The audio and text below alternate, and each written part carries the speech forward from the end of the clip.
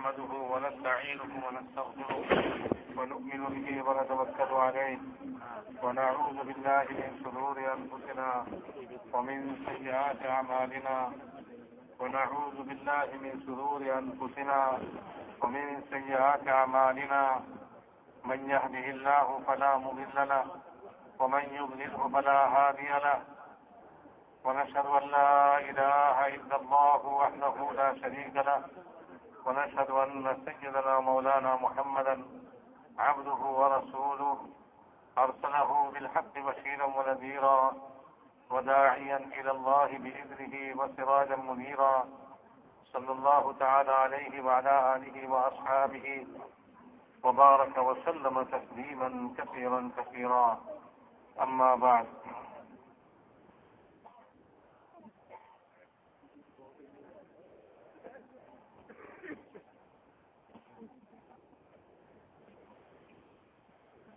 محترم دوست بزرگوں،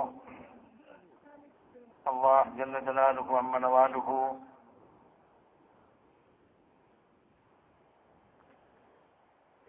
দাওয়াত ও তাবলীগের নামে এক মেহনতের নিসবতে আমাদেরকে এখানে একত্রিত করেছেন। এজন্য আল্লাহ তাআলা দিল থেকে শুকর আদায় করা চাই।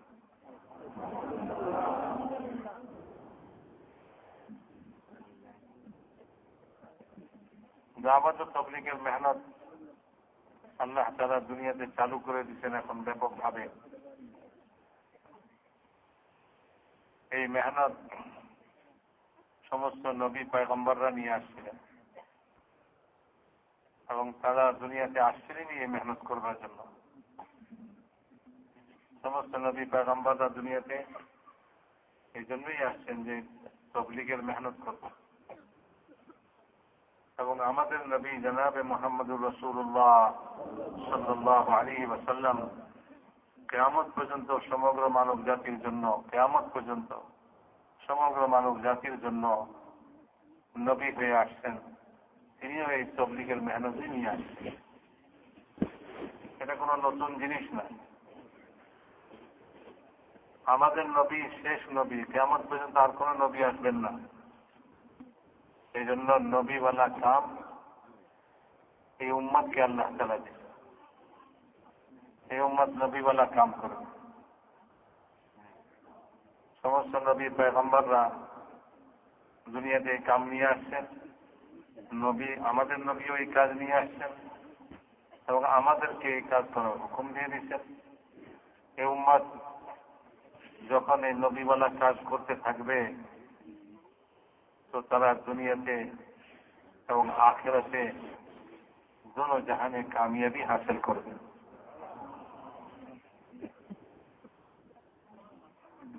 আর যখন এই কাজ ছুটে যাবে, এই কাজ ছেড়ে দিবে, তো দুনিয়াতেও ধ্বংস হবে, দুনিয়াতেও আপদ বিপদ মুসিবতের মধ্যে গ্রেফতার হবে। আর মওতের পরে আখিরাত, সেখানে যে কি হবে এটা তো আল্লাহই জানে। কারণ সমস্ত নবীরা এই তাবলীগের মেহনতের দ্বারা মানুষকে আল্লাহর সঙ্গে পরিচয় করায়। তাবলীগের মেহনতটাই হলো আল্লাহর সঙ্গে পরিচয় করার জন্য। এবং এই তাবলীগের মেহনতের দ্বারা মানুষ দুনিয়াকে বুঝে আর আখিরাতকে বুঝে।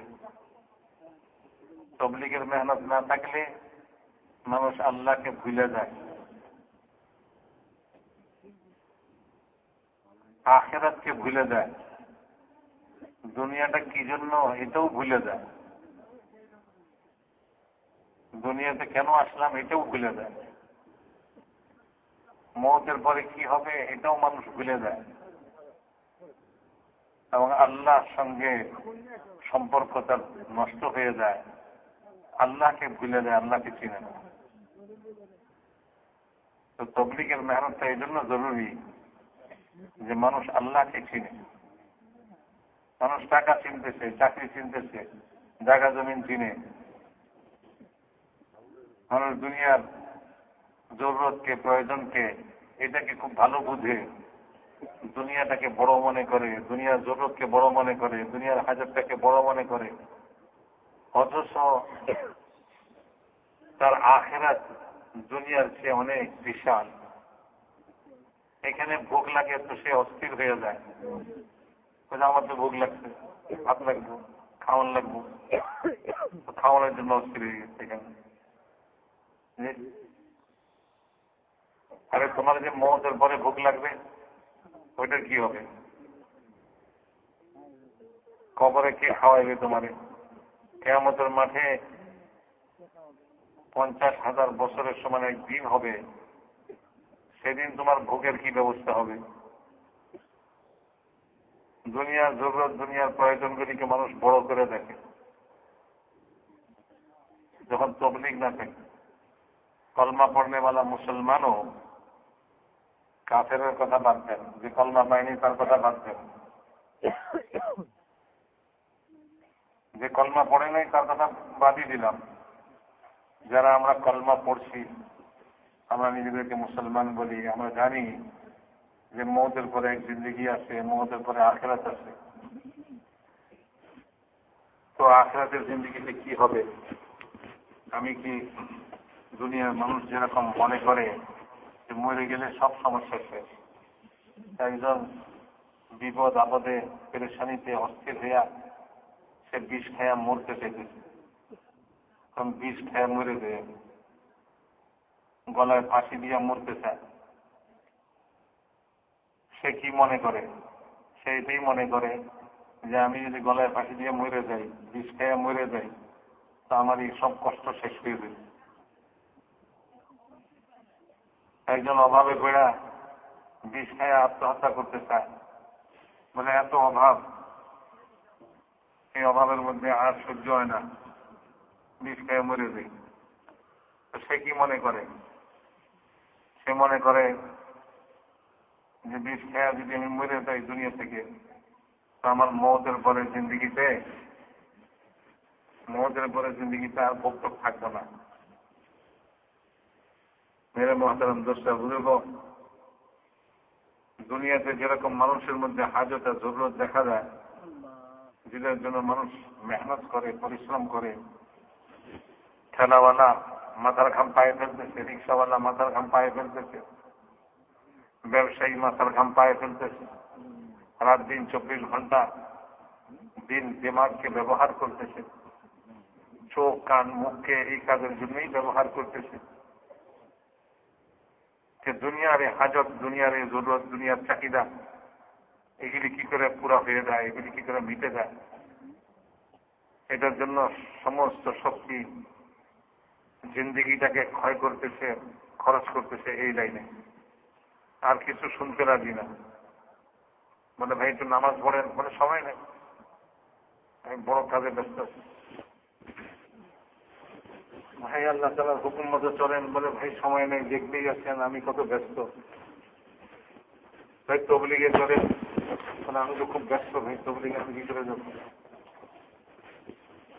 একজন ঘরওয়ালাকে, ঘরের মুরব্বীকে দিয়ে করে তবলিগে চলেন, বলে দেখেন আমি হলাম ঘরের মুরব্বী, ঘরের সংসার চালাই, আমার ব্যবসা আছে, চাকরি আছে, আমি অনেক কিছু করি, আমার বেকার ছেলে ধরে লয়ে যায়। ওই ছেলেটার কোনো কাজকর্ম নাই, কোনো কাজকর্ম কিছু করেও না, এই ধরে লয়ে যায়। কি মনে করে? মনে করে যে আমি তো খুব ব্যস্ত, আমি তো দুনিয়ার কাজে লিপ্ত আছি, তো আমার তো সময় নেই। যার কোনো দুনিয়ায় কাম কাজ নেই, সে তার আখেরাত বানায়, সে তার আখেরাত ঠিক করুক। মেরে মহতারাম দোস্তা বুজুর্গ, যখন তবলিগ থাকে না আর তবলিগের মেহনতে মানুষ লাগে না, তো যদিও সে নামাজ পড়ে, সামান্য কিছু নামাজ পড়ে, হয়তো নামাজি লোক, কিন্তু সে কথা মনে করে না যে আমার মৌতের পরে কি হবে।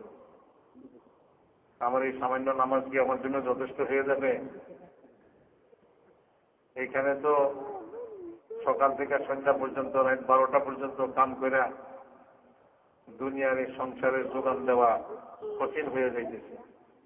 আর আখিরাতের জন্য এই সামান্য একটুখানি নামাজ, যেটার মধ্যে কেরাতও ঠিক নেই, কোরআন শরীফও ঠিক নেই, রুকু সিজদা ঠিক নেই, কোন রকম ওযুও ঠিক নেই, মাসলা মাসাইল জানা নাই, ওই নামাজ দিয়ে আখিরাত পার হয়ে দেব। মেরে মুহতারাম দোস্ত বলবো, এইগুলি তবলিগ না থাকার কারণে। এই যে এখানে একত্রিত হয়েছি, এটা কোনো ওয়াজের মাহফিল না বলে ওয়াজ শুনে চলে গেলাম, কিছুক্ষণ চোখের পানি ফেলাই গেলাম, একটু নেকি কামাই করে গেলাম, দিনের কথা শুনছি, ভালো কথা শুনছি, একটু নেকি হয়েছে, এইটুকুর জন্য নয়। মেরে মুহতারাম দোস্ত, একটা জিন্দিগি বড় গুরুত্বপূর্ণ।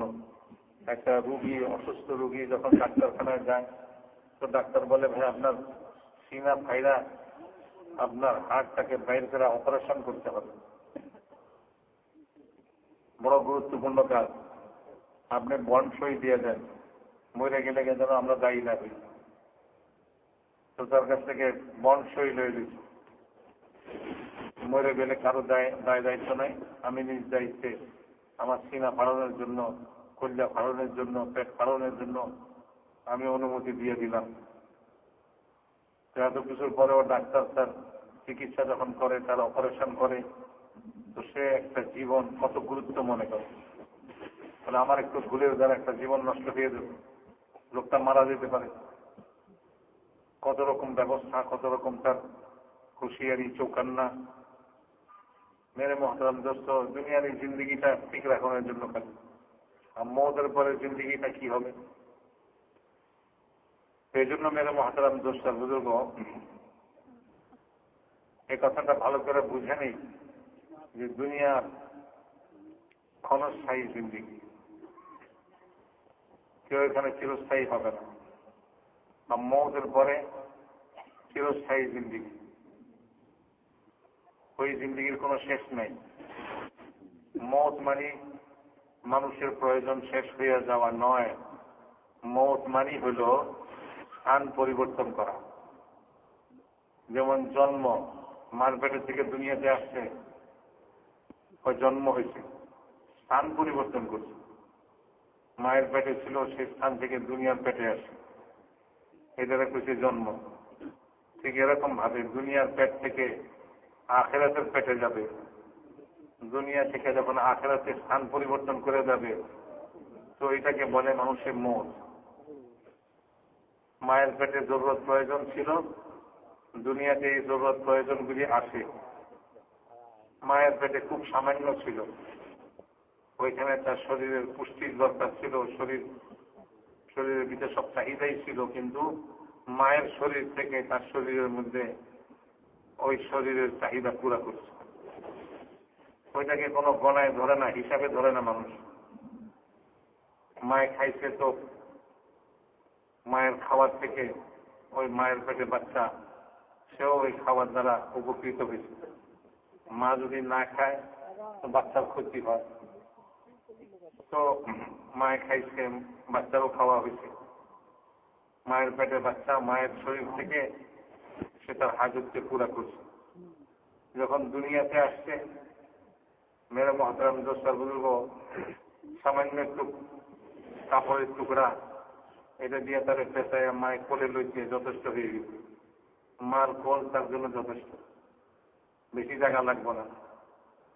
খাটের এক কোণা তার জন্য যথেষ্ট ছিল, সামান্য একটু কাপড় দিয়ে তার শরীর ঢাকার জন্য যথেষ্ট ছিল, সামান্য একটু খানা, মায়ের বুকের দুধ তার জন্য যথেষ্ট ছিল। আস্তে আস্তে যতই তার দিন গেছে, ততই তার প্রয়োজনগুলি বাড়ছে না কমছে? ভাই, এক সময় এরকম হয়েছে, সে এখন জওয়ান সুপুরুষ, সে কি বলে? সে বলে এখন আর এক খাটে আমার চলবে না, এক ঘরে আমার চলবে না, আমার তো পুরা এক বাড়ি লাগবে। আমার এক কাপড়ে চলবে না, আমার তো সেটে সেটে কাপড় লাগবে। সকালের এক সেট লাগবে, সন্ধ্যার এক সেট লাগবে, দুপুরে এক সেট লাগবে, রাতের শুইতে আরেক সেট লাগবে, শুক্রবারে এক সেট লাগবে, ঈদের দিন আরেক সেট লাগবে। তো তার সেটে সেটে কাপড় তৈরি হচ্ছে, বাক্স ভর্তি তার কাপড়। মেরে মুহতারাম দোস্ত, খানা পিনা বলে একটু খাইলে হবে না, অনেক খাইতে হবে। তো তার খানা বাড়ছে, তার কাপড় বাড়ছে, তার ঘরের চাহিদা বাড়ছে, দিন দিনই তার বাড়তেছে। দুনিয়াতে যত দিন যাইতেছে ততই তার চাহিদা বাড়তেছে।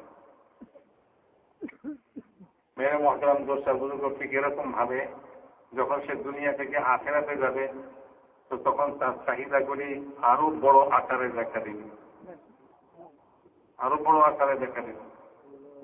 দুনিয়ার আনন্দ অল্প সময়ের জন্য সামান্য আনন্দ হয়ে যায়, আখেরাতের আনন্দ অনেক বিশাল হবে, আখেরাতের আনন্দ অনেক বিশাল হবে।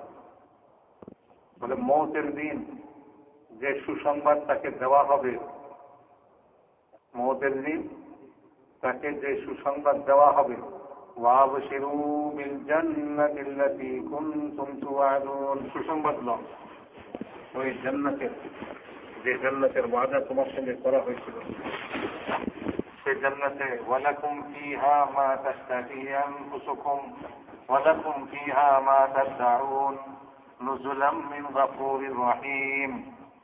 গফুরুর রহিমের তরফ থেকে মেহমানদারি হবে এবং তোমার সমস্ত চাহিদা পূরণ করা হবে। দুনিয়াতে অনেক চাহিদা মানুষের পূরণ হয় না, আর দুনিয়াতে চাহিদা পূরণ হইবার জায়গাই নয়, দুনিয়া চাহিদা পূরণ হওয়ার জায়গাই নয়। মানুষ অনেক কিছু চাহিদা মানুষের, কিন্তু এই চাহিদাগুলি পূরণ হয় না। সুখের রাত্রি না পোহাক কিন্তু পোহাইয়া যাবে, সুখের দিনগুলি না পুরাক কিন্তু সুখের দিনগুলিও ফুরাইয়া যাবে। কি বলেন ভাই? যৌবন শেষ না হোক কিন্তু শেষ হয়ে যাবে। এই দুনিয়ার জিন্দগিটা শেষ না হোক কিন্তু তারপরেও শেষ হয়ে যাবে। খাইলে ক্ষুধা দূর হয়ে যায় কিন্তু তারপরে আবার এই ক্ষুধা খতম হয়ে যায়, শেষ হয়ে যায়। এই ক্ষুধা দূর হওয়াটা শেষ হয়ে গেল, আবার তার ক্ষুধা লাগছে, আবার খাইছে, ক্ষুধা দূর হয়ে গেছে, আবার তার ক্ষুধা লাগছে। একবার এরকম না যে ভাই ক্ষুধা শেষ হয়ে গেল আর ক্ষুধা লাগবে না, না, বারবার ক্ষুধা লাগবে, পিপাসা বারবার লাগবে। পানি খাইয়া পিপাসা দূর করবে কিন্তু আবার পিপাসা লাগবে। তো মানুষের চাহিদা দুনিয়াতে পূরণ হয় না। মানুষের সবচেয়ে বড় চাহিদা হলো যে আমি না মরি। না মরে কেউ থাকবো ভাই?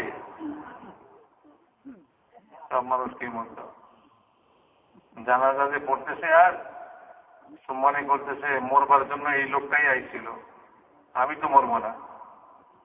বলে না, তোমারও একদিন এই জানাজা হবে। وإذا حملت جنازة فاعلم أنك بعدها محمول। যখন তুমি কোন জানাজা উঠাও তো তুমি ইয়াকিন করো যে তোমাকেও এরকম উঠানো হবে, তোমারও জানাজা উঠবে। আজ তুমি অন্যের মৃত্যুর সংবাদ প্রচার করতেছ, একদিন তোমার মৃত্যু সংবাদ লোকেরা প্রচার করবে। তো মৌত তো আসবেই, কিন্তু কেউ মৌতকে চায় না। একজন বুড়া লোক, সেও চায় না মরতে, বলে বুড়ো হয়ে গেলে কি হয়েছে আর কি, তাই বলে কি মরে যাবো নাকি। একজন হাসপাতালে রোগী, সেও মরতে চায় না, মৃত্যুর সঙ্গে খুব লড়াই করতেছে। তারপরেও তার অনুরোধ, তার আকাঙ্ক্ষা কি, বলে ডাক্তার সাহেব এমন চিকিৎসা করেন যেন আমি না মরি, মৌতের হাত থেকে বেঁচে যাই। আত্মীয় স্বজন সবাই কি চায়, বলে কেউ যেন না মরে, চিকিৎসাটা এমন হওয়া চাই। তো সবাই বাঁচতে চায়, কিন্তু এই বাঁচার আকাঙ্ক্ষা মানুষের পুরো হবে হবে না। মেরে মহতারাম দোস্ত বুজুর্গ, দুনিয়া আকাঙ্ক্ষা নষ্ট হওয়ার জায়গা, দুনিয়া আকাঙ্ক্ষা নষ্ট হওয়ার জায়গা। এখানে আকাঙ্ক্ষা আরজু নষ্টই হবে। প্রত্যেক জওয়ান সে জওয়ানই থাকতে চায়, কিন্তু তার অনিচ্ছা সত্ত্বেও চুল পেকে গেছে, আস্তে আস্তে সে বার্ধক্যের দিকে যাচ্ছে। সে যতই ভিটামিন খাক, যতই ভালো ভালো ওষুধ আর খাদ্য খাক, যে জওয়ানি যাওয়া ধরছে এটা আর রুকবে না। যৌবন শেষ হয়ে যাবে, বার্ধক্য এসে যাবে। মেরে মহতারাম দোস্তা বুজুর্গ, তো দুনিয়া হলো চাহিদা পুরা হইবার জায়গা নয়, চাহিদা পুরা হইবার জায়গা হলো আখেরাত। চাহিদা পুরা হইবার জায়গা কোথায় ভাই? তোমার সব চাহিদা পুরা করা হবে। ওয়ালাকুম ফিহা মা তাশতাহি আনফুসুকুম ওয়ালাকুম ফিহা মা তাদউন। যা তোমার চাহিদা, জোয়ান থাকতে চাও যাও, চিরকাল জোয়ান থাকবে তুমি, কোনদিন বার্ধক্য আসবে না তোমার। এক বুড়ি হুজুর সাল্লাল্লাহু আলাইহি ওয়াসাল্লামের খেদমতে আসে, বলে ইয়া রাসূলুল্লাহ দোয়া করেন আমি যেন বেহেশতে যাই। হুজুর সাল্লাল্লাহু আলাইহি ওয়াসাল্লাম বলেন বুড়ি বেহেশতে যাইব না। এই কথা শুনে বুড়ি কান্দে কান্দে অস্থির, বলে হ্যাঁ হ্যাঁ বুড়া হয়ে তো মুসিবতে পড়লাম, বুড়ি বেহেশতে যাইব না। তো ওই বুড়ি কান্দে। তো হুজুর আকরাম সাল্লাল্লাহু আলাইহি ওয়াসাল্লাম বললেন, এই বুড়ি শোনো, তুমি যখন বেহেশতে যাবে তখন এই বুড়ি অবস্থায় যাবে না, জোয়ান হয়ে যাবে।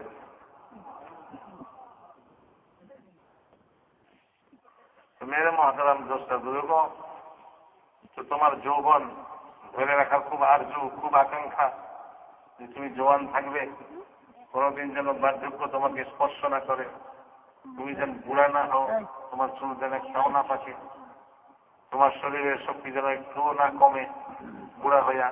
বলে এই আরজু তোমার বেহেশতে পুরা করা হবে। যাও, যাকে বেহেশতে ঢুকানো হবে তাকে বলা হবে যে জওয়ান থাকো, কোনদিন বুড়া হইও না। সুখী হও, কোনদিন দুঃখী হইও না। মানুষ দুনিয়াতে সুখী থাকতে চায়, তো সবাই কি সবসময় সুখী থাকে? চির সুখী দুনিয়াতে এরকম কোন লোক আছে? দুঃখ একটা না একটা আছে, দুঃখ একটা না একটা আছেই থাকে। সুখের পরে দুঃখ, দুঃখের পরে সুখ, সুখের পরে দুঃখ, সুখও শেষ হয়ে যায়, দুঃখও শেষ হয়ে যায়। ইন্না মাআল উসরি ইউসরা, আল্লাহ তাআলা বলেন সুখ দুঃখের মিশ্রিত এই দুনিয়া। যদি তুমি সারা দুনিয়ার রাজত্বের মালিক হয়ে যাও তো ওই সুখ দুঃখ তোমারও ধরবে, এক সময় সুখ এক সময় দুঃখ। সুস্থতা অসুস্থতা দুনিয়াতে কোনোটাই স্থায়ী হবে না। সুস্থ হয়ে খুশি হয়ে গেছে, আমি সুস্থ হয়ে গেছি, আরে না, তোমার জন্য আবার অসুস্থতা আসবে, আবার তুমি অসুস্থ হবে। অসুস্থ হয়ে মন মরা হইও না, অসুস্থ হয়ে একেবারে তুমি নিরাশ হয়ে যাও না, তোমার জন্য আবার সুস্থতা আসবে, তুমি আবার সুস্থ হয়ে যাবে। কারণ আল্লাহ তাআলা দুনিয়াটাকে বানাইছেন এরকম যে এক সময় সুস্থ, এক সময় অসুস্থ, অসুস্থ আবার সুস্থ হবে, সুস্থ আবার অসুস্থ হবে। দুঃখী এক সময় সুখী হবে, আবার সুখী এক সময় দুঃখ ধরবে তারে। মেরে মহাতারাম দোষটা বুঝব, যদি তুমি চির সুখ চাও তো চির সুখ কোথায় আছে? আখিরাতে আছে। যেদিন বেহেশতে ঢুকবে ইমানদাররা তো তাকে বলা হবে সুখী হও, দুঃখ তোমাকে আর স্পর্শ করবে না। তো যে বেহেশতে যাবে তার আর কোনো দুঃখ নাই, সে চির সুখী হয়ে যাবে, কোন রকম দুঃখ নাই।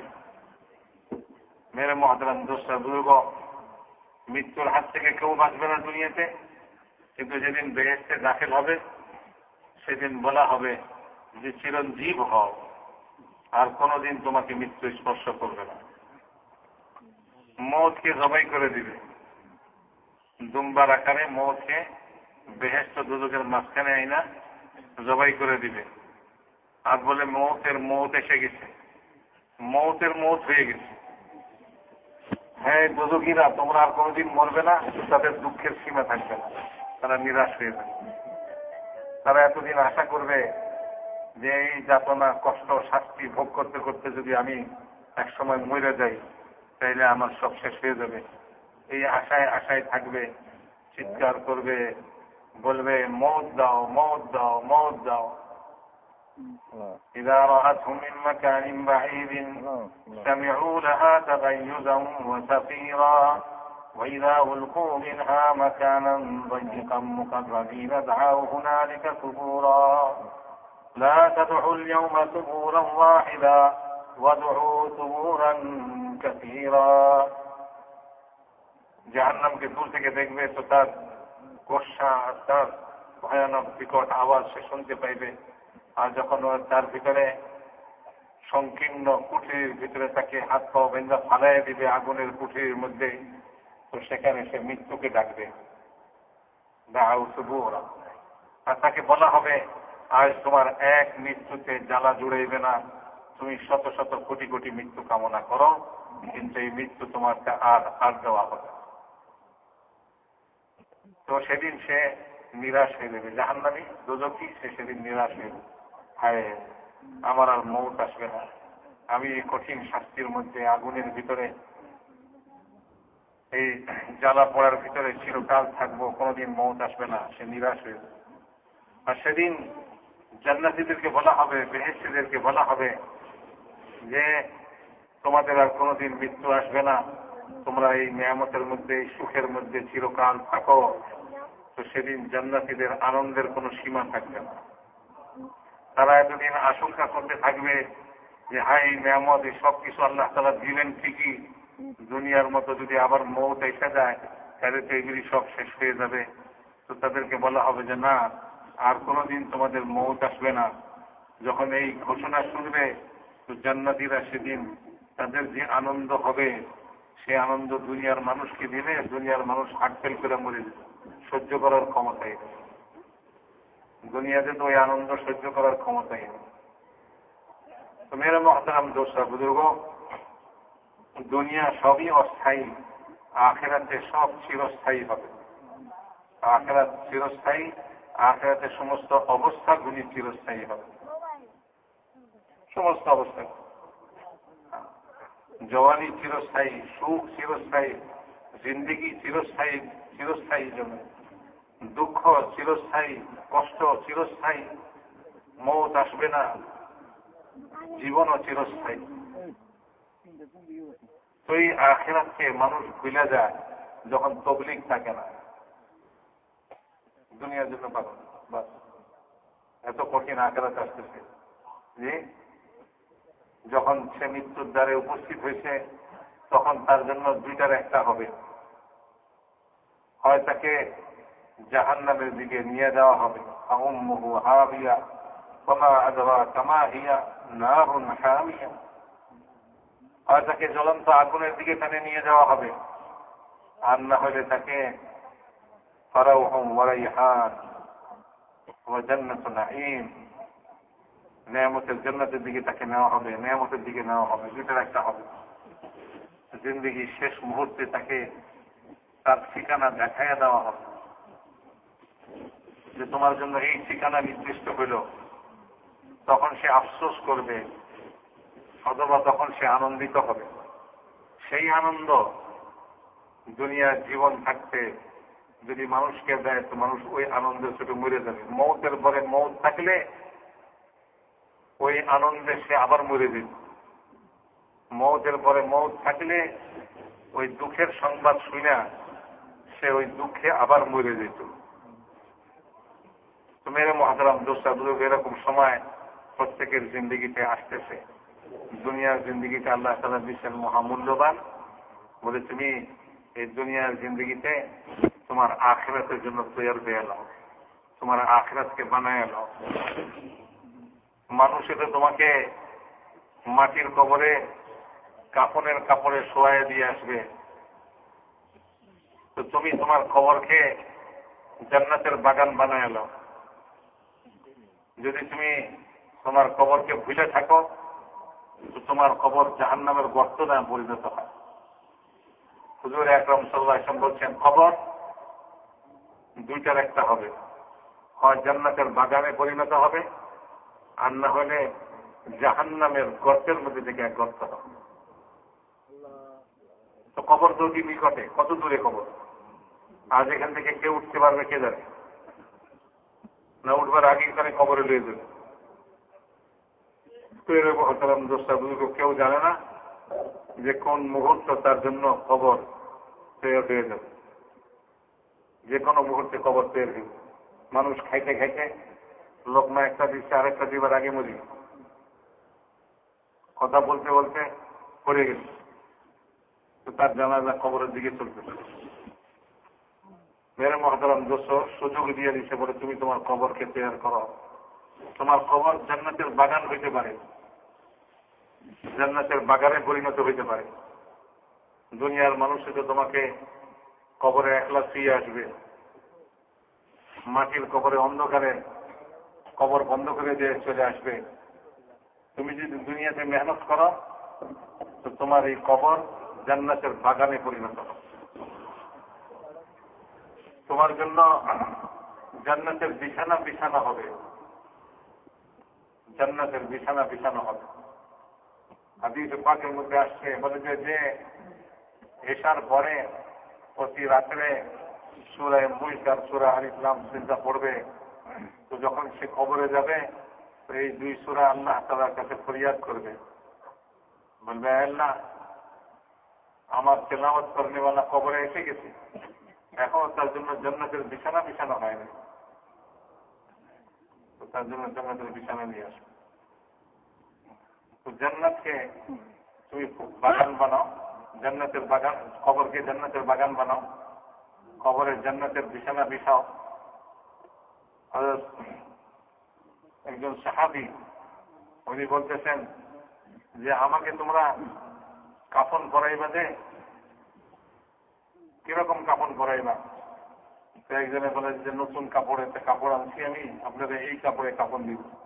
বলে না না না, এই কাপড়ে কাফনের দরকার নাই, তোমরা আমাকে পুরানা কাপড়েই কাফন দিয়ে দিও, কারণ তোমাদের এই কাফন তো কবর পর্যন্ত যাওয়ার জন্যই, কবরে যাওয়ার পরে আমার এই কাফন পরিবর্তন হয়ে যাবে।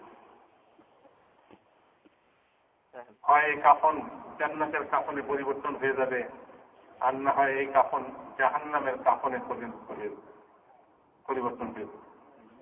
আমার এই কাফন ছিনায় নেওয়া হবে আর আমাকে জাহান্নামের কাফন পরায় দেওয়া হবে।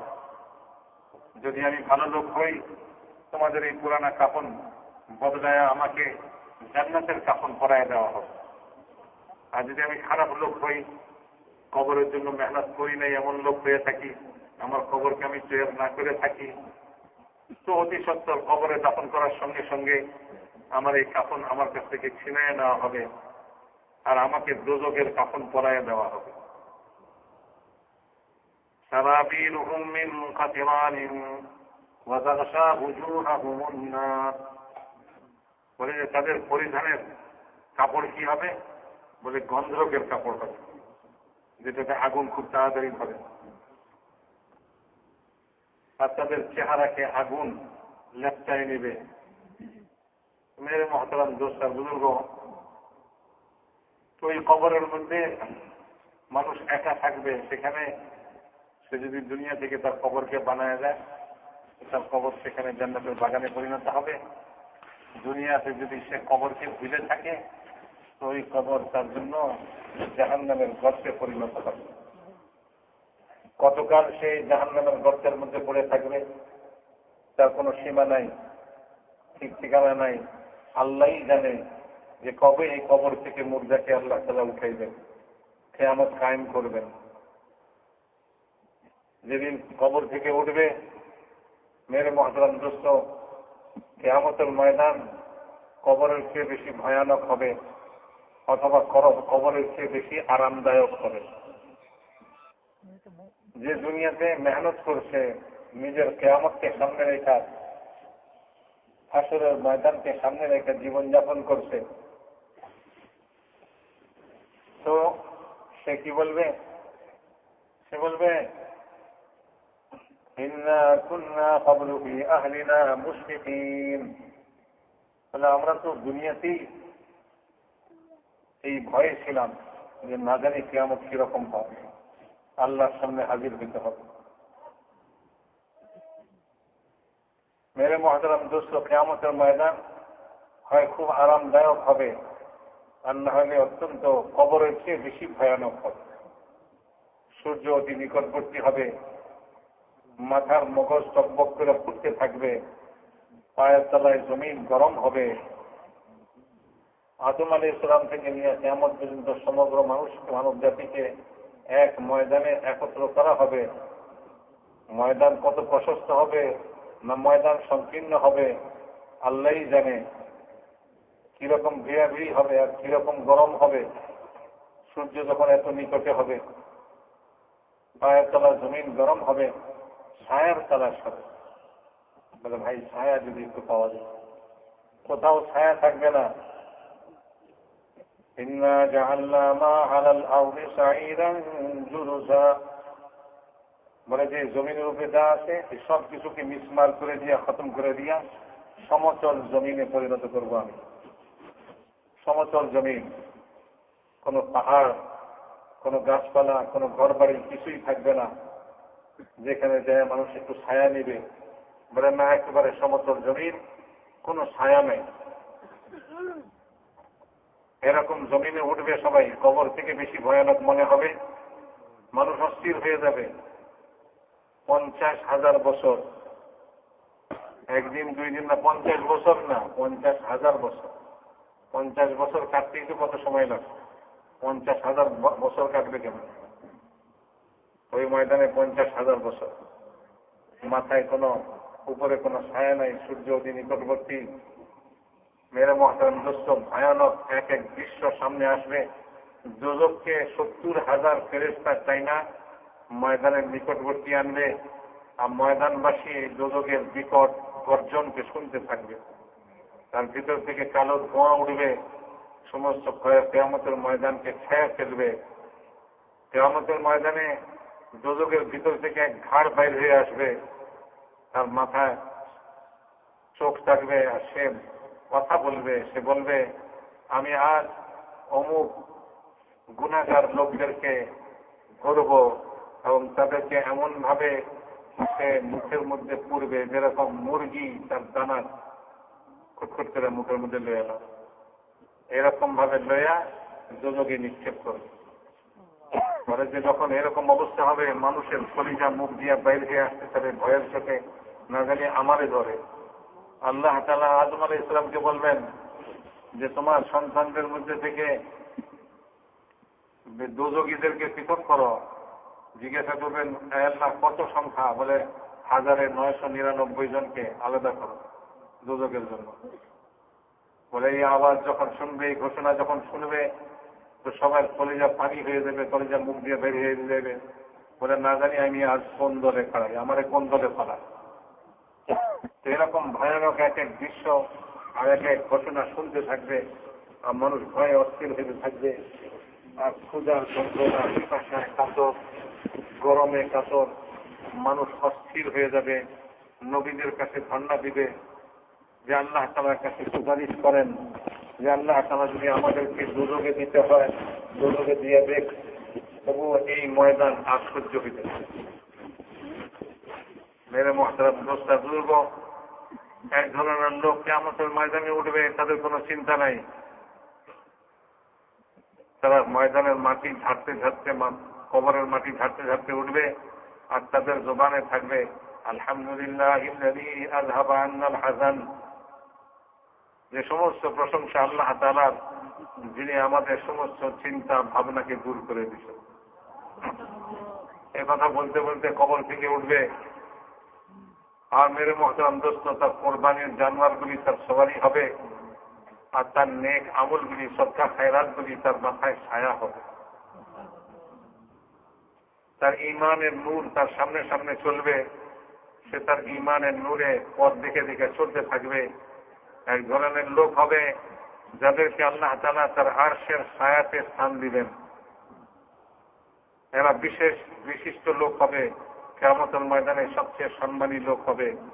তাদের মধ্যে এক ধরনের লোক হবে যারা মতির বিম্বরে বসবে, তাদের চেহারা নূরান্বিত হবে। তাদেরকে দেখা নবী সিদ্দিকরা আশ্চর্য বোধ করতে থাকবে, বলে এরা কারা? সাহাবারা বললেন, ইয়া রাসূলুল্লাহ, এরা কারা বলে দেন। বলেন, এরা হলো তারা যারা দুনিয়াতে মানুষকে আল্লাহর কাছে প্রিয় বানাইছে, আর আল্লাহর কাছে আল্লাহকে মানুষের কাছে প্রিয় বানাইছে। দুনিয়াতে এমন কাজ করছে যে মানুষের অন্তরে আল্লাহর ভালোবাসা সৃষ্টি হয়েছে, আর তারা দুনিয়াতে মানুষকে এমন কাজের দিকে আহ্বান করছে, মানুষ যখন ওই কাজের জন্য তৈরি হয়ে গেছে, তো আল্লাহ তাআলা মানুষকে ভালোবাসে। এই কাজ যারা করছে, যারা দুনিয়াতে কি কাজ করছে, বলে যে মানুষকে বুঝায়া মানুষের অন্তরে আল্লাহর ভালোবাসা সৃষ্টি করছে, আল্লাহর মহব্বত সৃষ্টি করছে, আল্লাহর পরিচয় মানুষকে দিয়েছে, আল্লাহকে বুঝেছে। মানুষ আল্লাহকে চিনত না, জানত না। তার কথায়, তার চেষ্টায়, তার মেহনতে মানুষ আল্লাহকে চিনছে, আল্লাহকে ভালোবাসত। এই মানুষ দুনিয়াকে ভালোবাসত, টাকা পয়সাকে ভালোবাসত, নিজের বিবি বাচ্চাকে ভালোবাসত,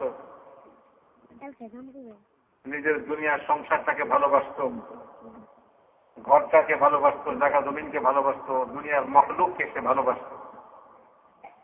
তো একজন লোক তারা মেহনত করছে, মেহনত করে তাদেরকে বুঝাইছে, বলে ভাই দেখো, বিবি বাচ্চা এত ভালোবাসার জিনিস নয়, ঘর বাড়ি এত ভালোবাসার জিনিস নয়, জায়গা জমিন এত ভালোবাসার জিনিস নয়, টাকা পয়সা এত ভালোবাসার জিনিস নয়। যে আল্লাহ তোমাকে সৃষ্টি করছেন আর তোমাকে এরকম সুন্দর চেহারা দিচ্ছেন, তোমার ভিতরে একটা দিল দিছে, তোমাকে মাথার ভিতরে দেমাগ দিছে, আর তোমাকে সমস্ত নেয়ামত দিয়া নেয়ামতের সাগরে ডুবাইয়ে দিছে, সেই আল্লাহ ভালোবাসার পাত্র। সে আল্লাহকে ভালোবাসো, সে আল্লাহকে মহব্বত করো। তো মানুষ জানতো না যে আমার কে সৃষ্টি করছে, মানুষ জানতো না যে আমার ভাগ্য কে লেখছে।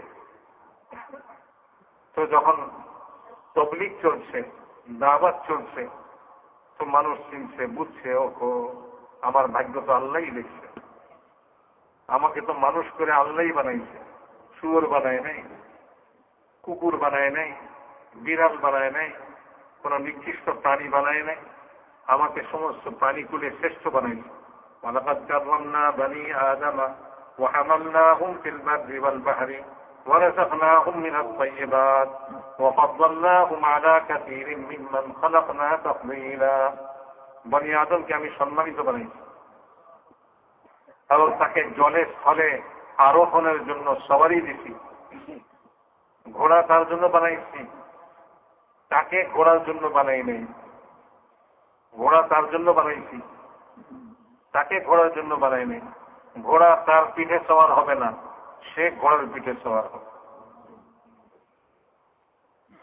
আমি তার জন্য সওয়ারি বানাইছি, স্থলে চলবার জন্য সওয়ারি বানাইছি, জলে ভাসবার জন্য, চলবার জন্য, সফর করার জন্য জলভাগের মধ্যে আমি তার জন্য সওয়ারি বানাইছি।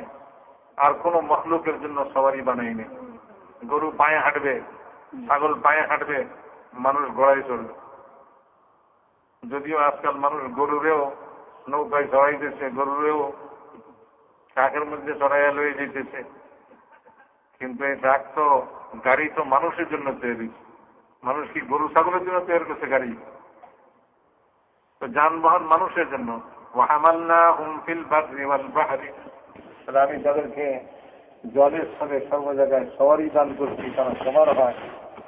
তারা ঘোড়ার চেয়ে দুর্বল, ঘোড়া যেরকম দৌড়ায় এরকম দৌড়াইতে পারে না। দূর দূরান্তে যাবে, ঘোড়ার পিঠে চড়া ঘোড়াকে দৌড়াইবে আর নিজে বসে থাকবে। তো মানুষের জন্য জলের স্থলে সওয়ারি বানাইছি, মানুষকে ঘোড়ার উপরে সম্মানিত বানাইছি, গরু গাধার উপরে সম্মানিত বানাইছি। আরে তুমি চিনো, তুমি বুঝো, তোমাকে আল্লাহ তাআলা কত সম্মান দিচ্ছে। আল্লাহ এরকম করে নাই, বলে না গরু তোমার কাঁধে চড়ুক, ঘোড়া তোমার পিঠে চড়ুক, গাধা তোমার পিঠে চড়ুক। জানোয়ারকে তোমার পিঠে চড়ায় নাই, তোমাকে জানোয়ারের পিঠে চড়াই দিচ্ছে।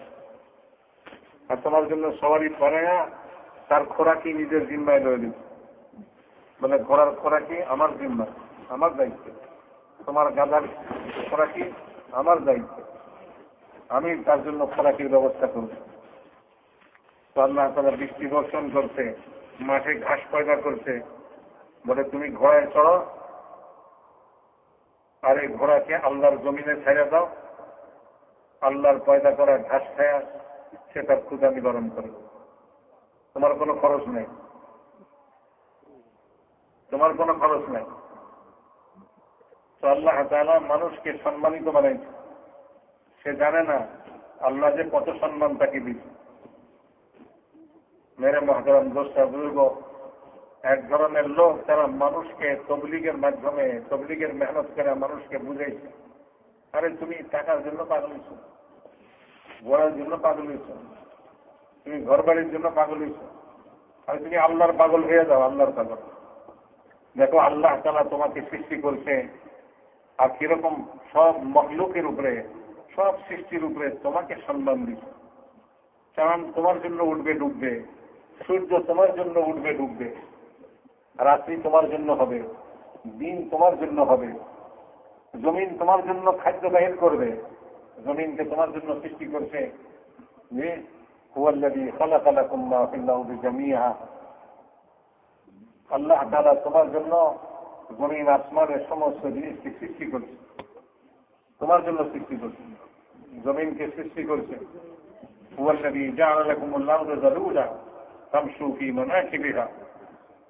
জমিনকে তোমাদের জন্য এরকম তাবেদার বানাই দিছে যে তুমি জমিনের উপরে রাস্তা বানাও, আর রাস্তা বানায় এই জমিনের উপরে চলো, এক মঞ্জিল থেকে আরেক মঞ্জিল, এক জায়গা থেকে আরেক জায়গায় তুমি জমিনের উপরে হেঁটে চলে যাও, জমিনের উপরে বিচরণ করো, জমিনের উপরে ভ্রমণ করো।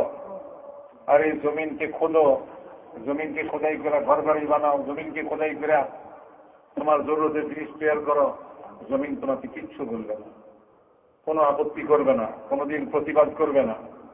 তাহলে আমারে কেন খোদো, আমারে কেন কাটো, আমারে কেন এরকম করো, লোহা দিয়া আমারে কেন এরকম আঘাত করো, কোদাল দিয়া কেন আমারে আঘাত করো, জমিন কোনোদিন বলবে না। তো ওই আল্লাহকে মহব্বত করো যে আল্লাহ তোমার জন্য জমিনকে বিছাইছে, না এমন শক্ত করছে যে তুমি পিছলে পড়ে যাও, না এমন নরম করছে যে তুমি জমিনের মধ্যে ডুবে যাও। জমিনকে তোমার জন্য ফরশ বানাই দিচ্ছে। তোমার যদি বিছানা না থাকে তো খোদার জমিনে ঘাসের উপরে শুয়ে পড়ো, তো খোদার জমিনের মধ্যে কার্পেট বানায় রাখছে, খোদার কার্পেটে শুয়ে থাকে।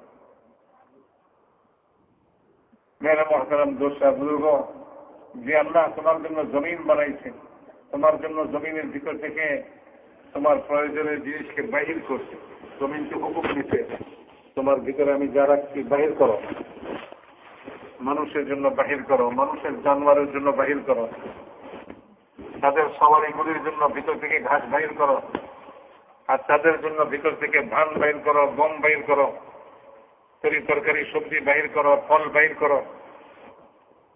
তো জমিন তার ভিতর থেকে সব জিনিস আল্লাহ তাআলার হুকুমে বাহির করতেছে, আল্লাহ তাআলার হুকুমে বাহির করতেছে। কার জন্য? বলে তোমার জন্য। তুমি এত সম্মানী, আল্লাহ তাআলা তোমাকে এত সম্মানী বানাইছে যে তোমার জন্য। মেঘকে হুকুম দিছে, বলে উঠো সমুদ্র থেকে, সমুদ্রের লোনা পানি মিঠা হইয়া উপরে উঠো। তো সমুদ্রের লোনা পানি মিঠা হইয়া উপরে উঠছে, বলে কি করব, সমুদ্রে বসছি? বলে না না, চলো আমার বান্দাদের জন্য, আমার বান্দাদের জন্য চলো। ওয়াল্লাযী ইউরসিলুর রিয়াহা বুশরাম বাইনা ইয়াদাই রাহমাতি।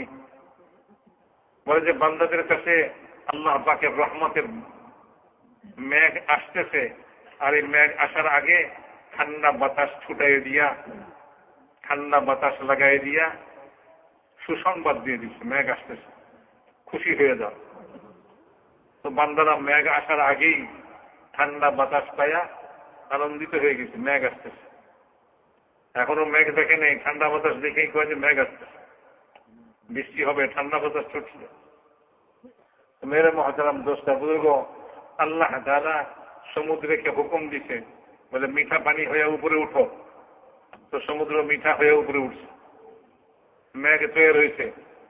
আর মেঘকে হুকুম দিছে, চলো আমার বান্দাদের জমিনকে, আমার বান্দাদেরকে, তাদেরকে সিক্ত করব, তাদের জমিনকে ভিজাইব, তাদের ঘর বাড়ি ধুয়ে দিব, তাদের রাস্তাঘাট ধুয়ে দিব। আল্লাহ মেঘ দিয়া রাস্তা এমন ধোয়া ধুইছে, কোন সরকারে পারবো নি এরকম রাস্তা ধুইতে? ও ভাই, পারবো নাকি? তো মানুষ সরকারকে এত ভয় করে, সরকারকে এত মানে, আল্লাহরে মানে না। তো আল্লাহ তাআলা মেঘ উঠাইয়া পানি ঢালছে। পানি কি খালি জমিনে জমিনে ঢালছে? বলে না, পানি তো বাড়ির ছাদেও ঢালছে, পানি রাস্তাঘাটে ঢালছে।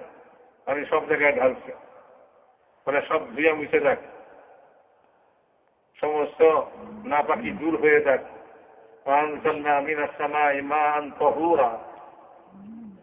যে আমি আসমান থেকে কিরকম পানি নামাইছি, বলে যে নিজে পবিত্র অন্যকে পবিত্র করে, এইরকম পানি আমি আসমান থেকে নামাইছি।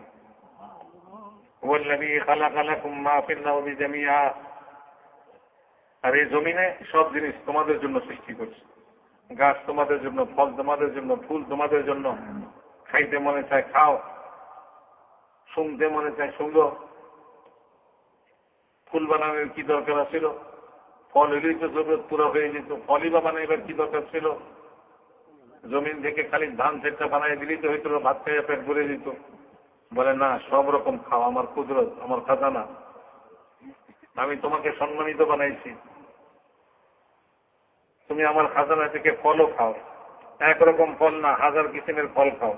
এক এক দেশে এক এক রকম মৌসুম আর আবহাওয়া, এক এক রকম মাটি বানাইছে, আর এই সব মাটির ভিতর থেকে এক এক রকম ফল তৈরি করছে।